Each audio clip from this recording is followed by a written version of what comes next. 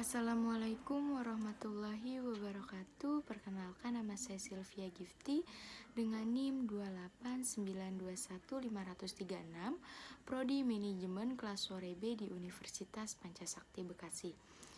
Baik, di sini saya akan mempresentasikan tugas ujian tengah semester dari mata kuliah Manajemen Keuangan dengan dosen penghapus saya, Ibu Iva Masrifa, SEMM. Untuk slide pertama, di sini ada ruang lingkup manajemen keuangan. Manajemen keuangan, keputusan dalam manajemen keuangan, fungsi manajemen keuangan, bentuk-bentuk hukum organisasi bisnis, 10 prinsip yang membentuk dasar manajemen keuangan. Untuk slide selanjutnya adalah manajemen keuangan. Manajemen keuangan merupakan aktivitas perusahaan yang berhubungan dengan usaha mendapatkan dana yang diperlukan dengan biaya yang minimal dan syarat-syarat yang paling menguntungkan beserta usaha untuk menggunakan data tersebut seefisien mungkin. Manfaatnya, dalam suatu perusahaan haruslah bertujuan memaksimalkan kekayaan pemegang saham dengan cara memaksimalkan harga saham. Tujuan tersebut bermanfaat bagi masyarakat antara lain yaitu untuk memaksimalkan laba dan memaksimalkan kekayaan pemegang saham. Untuk slide selanjutnya, keputusan dalam manajemen keuangan. Keputusan manajemen keuangan ada 3. Yang pertama, keputusan investasi. Keputusan investasi adalah tentang bagaimana manajer keuangan mengalokasikan dana untuk jenis investasi yang kemungkinan besar akan menghasilkan keuntungan di masa depan. Keputusan pendanaan. Keputusan ini sering disebut sebagai kebijakan struktur modal. Pada keputusan ini, manajer keuangan dituntut untuk mempertimbangkan dan menganalisis kombinasi dari sumber-sumber dana yang ekonomis bagi perusahaan guna mempelajari kebutuhan-kebutuhan investasi. Dan yang terakhir ada keputusan dividen. Penjelasannya adalah keputusan dividen merupakan keputusan manajemen keuangan untuk menentukan 1.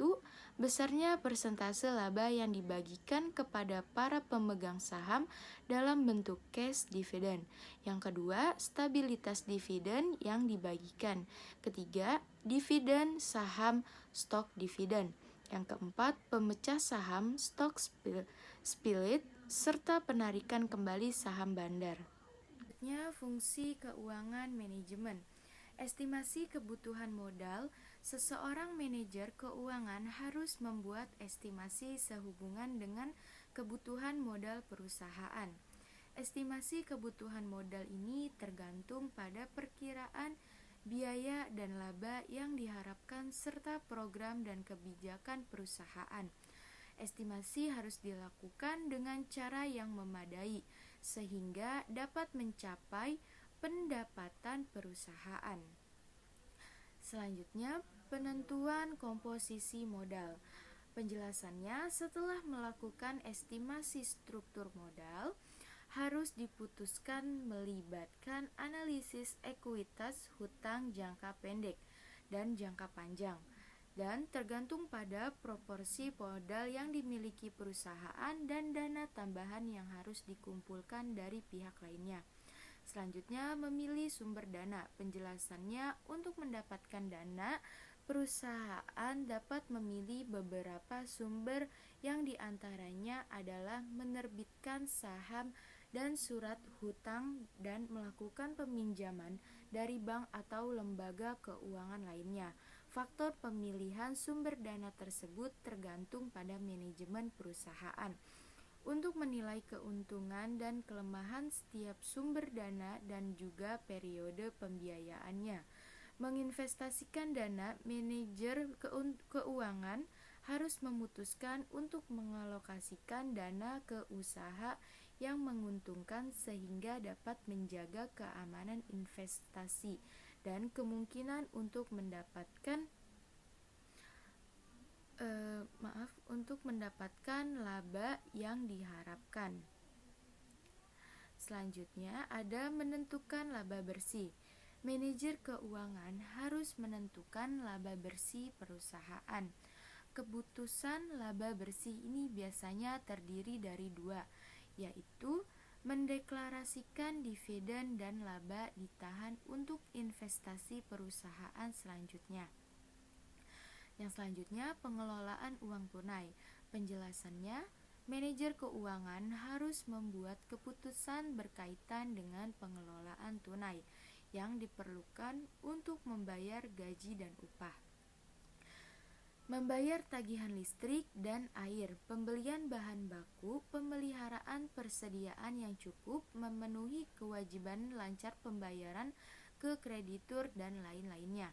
Selanjutnya, mengendalikan dan mengawasi keuangan perusahaan. Perusahaan manajer keuangan bukan hanya merencanakan dan memanfaatkan dana, namun juga harus mengendalikan dan menguasai keuangan. Pada umumnya, pengendalian keuangan ini menggunakan beberapa cara yang diantaranya adalah teknis analisis rasio, peramalan, keuangan, pengendalian, biaya, dan laba.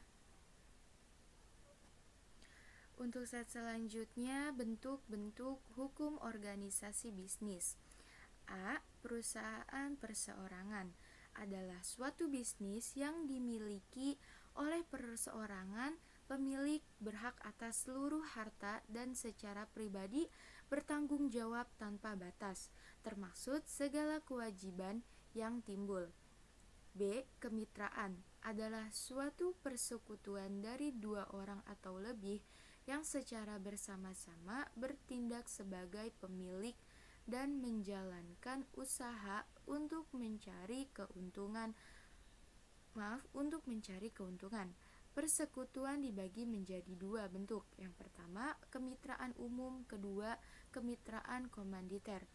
C. Korporasi corporation, badan hukum yang memiliki kekayaan tersendiri yang terpisah dari harta kekayaan para pemilik perusahaan, sehingga korporasi bisa secara individu menggugat dan digugat, membeli dan menjual, atau memiliki hak milik, dan para pelaku perusahaan tersebut tunduk terhadap hukuman atas kesejahteraan yang mereka lakukan.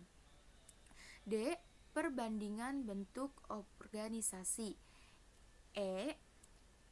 Peran manajer keuangan dalam korporasi. Wakil presiden bidang keuangan juga disebut Chief Financial Officer, melayani di bawah Chief Executive Officer korporasi dan bertanggung jawab untuk mengatur perencanaan keuangan, perencanaan strategis korporasi, dan mengendalikan aliran kas perusahaan tersebut.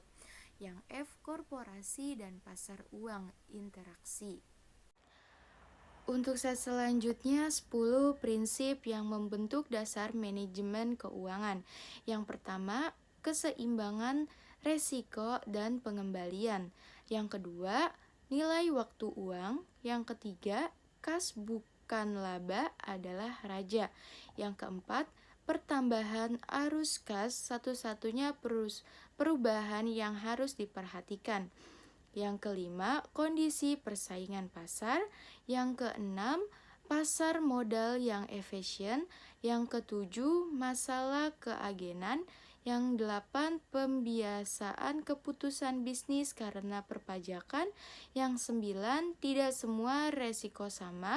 10, perilaku etis, dan ada banyak dilema etika dalam manajemen keuangan. Baiklah, cukup sudah pemaparan materi yang barusan saya sampaikan. Mohon maaf apabila banyak kata-kata yang salah atau dalam penyampaian materi yang kurang jelas. Wabillahi taufiq wal hidayah. Wassalamualaikum warahmatullahi wabarakatuh.